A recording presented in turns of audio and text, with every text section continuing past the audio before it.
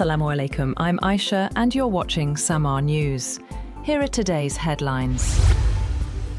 Pakistan has stepped into a pivotal diplomatic role as it hosts high-stakes US-Iran talks aimed at turning a fragile ceasefire into a permanent peace agreement in the Middle East. Delegations from Washington and Tehran are arriving in Islamabad with direct negotiations. The US delegation is being led by Vice President JD Vance, accompanied by Special Representative Steve Witkoff and Senior Advisor Jared Kushner. On the Iranian side, Foreign Minister Abbas Araqchi and Parliamentary Speaker Baqir Qalibaf will represent Tehran. The talks are aimed at transforming the current two-week temporary ceasefire into a lasting peace arrangement. Unprecedented security arrangements have been implemented across Islamabad and Rawalpindi. More than 5,000 police personnel have been deployed, while law enforcement and intelligence agencies are on high alert.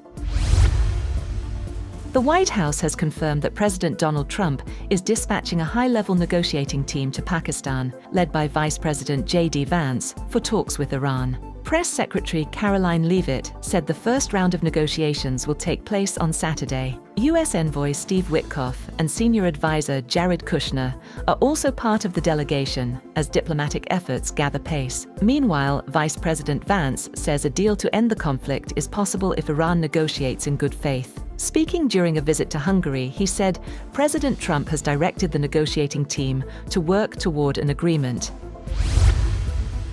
Trump has said that a peace deal with Iran may be within reach, even as tensions simmer on the ground. He said he is very optimistic that a deal with Iran could soon be achieved, speaking in a phone interview with NBC News. He claimed Iranian leaders adopt a more flexible tone in private discussions compared to their public statements. Also, during a phone call, Trump urged Israeli Prime Minister Benjamin Netanyahu to scale back military operations in Lebanon to support peace efforts. He later confirms the conversation, saying he spoke to Netanyahu and he's going to low-key it.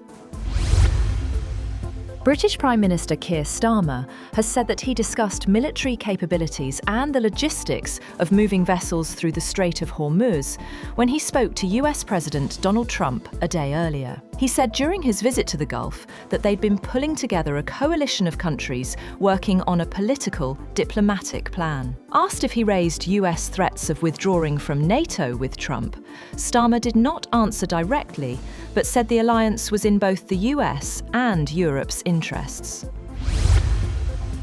Meanwhile, Benjamin Netanyahu says Israel is seeking direct talks with Lebanon as regional tensions threaten a fragile ceasefire between the United States and Iran. He said negotiations would focus on disarming Hezbollah and establishing peaceful relations, with talks expected to begin soon. The push comes as global energy flows remain disrupted, with limited traffic through the Strait of Hormuz and diplomatic efforts expanding from Islamabad to Washington.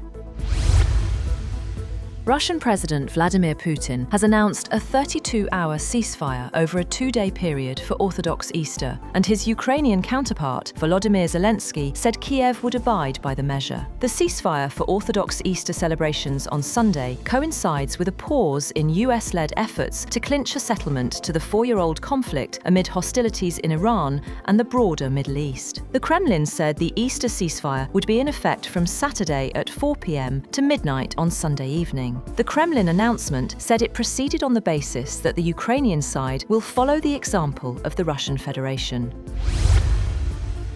Attacks on Saudi energy facilities have cut the kingdom's oil production capacity by around 600,000 barrels per day and throughput on its east-west pipeline by about 700,000 barrels per day. Saudi state news agency SPA reported, citing an official source at the Ministry of Energy, that the latest attacks also disrupted operations at key oil, gas, refining, petrochemical and electricity sites in Riyadh, the Eastern Province, and Yanbu Industrial City. One pumping station on the east-west pipeline was hit, reducing throughput by about 700,000 barrels per day. The Manifa oil field and Kurais facility were also hit, reducing production capacity by a total of 600,000 barrels per day.